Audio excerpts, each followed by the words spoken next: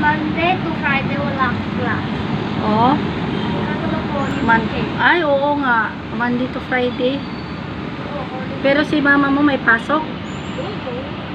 Mayroon na sila pasok kahit Holy Week? Mayroon nga. Yung papa, sasabi siya 28. Oh? Papa sabi 2029? Wala siya pasok? 20 papa, birthday. Birthday niya? Nitong ano? March?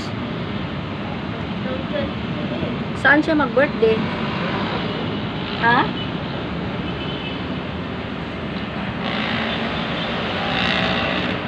Hello! Andito kami sa 29th floor. Hello, hello, hello. Wow, wow. Ahahaha. O, sige na, okay na.